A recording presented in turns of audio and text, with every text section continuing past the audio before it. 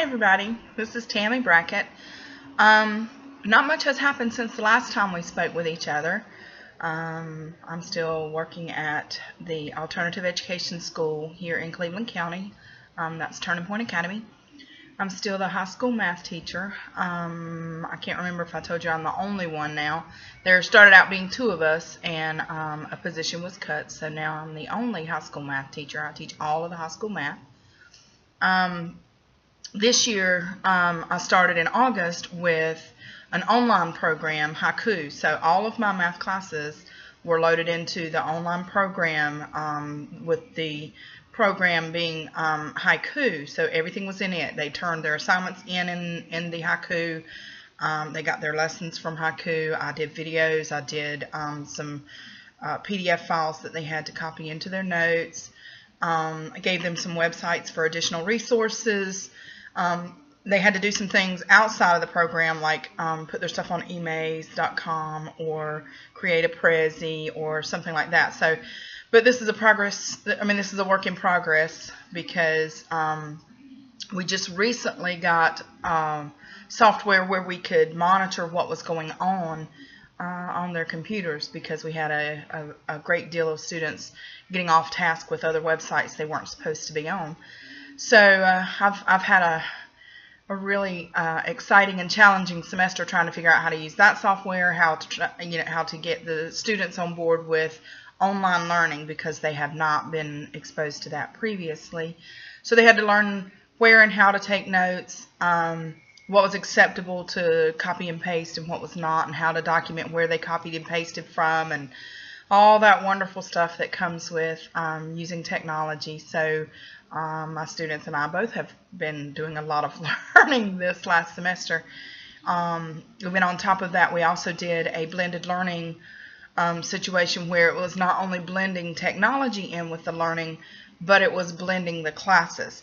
So I had, I think my first period class was the only class that I only had one subject in. My second period class was Math 2 and 3. My fourth period class was Math 1, 2, and 3. And my fifth period class was Math 1, 3, and Advanced Functions. So it was quite a challenge keeping all those students on task and helping them understand how to use the online format. While I was trying to learn the online format myself. So, but I think this next semester will go a little smoother. I've got a few things situated where I now know a little bit better about how to do some of the activities and how to better manage.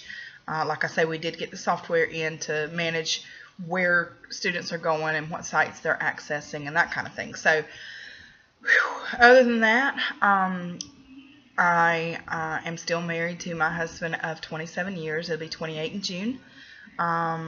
We have two lovely children. Since last time, our oldest son has turned 16 and now has his license. So, whole new added level of stress there.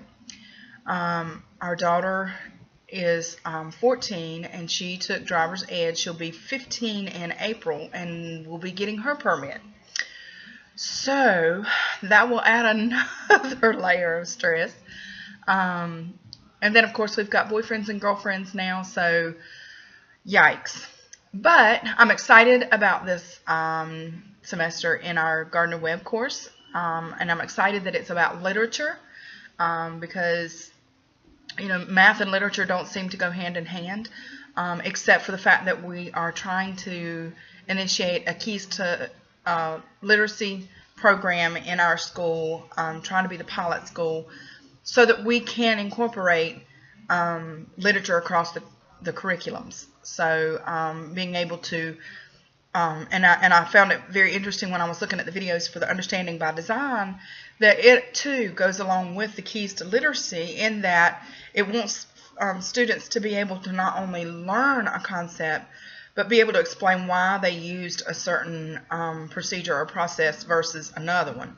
And then be able to tell someone else who doesn't understand it what the process is and how they gained their knowledge, so that they can then teach someone else how to use it. So I just felt like everything was kind of falling into place where, you know, the understanding by design, the literacy in today's technology filled classroom, and then, you know, trying to go through the keys to literacy training at school.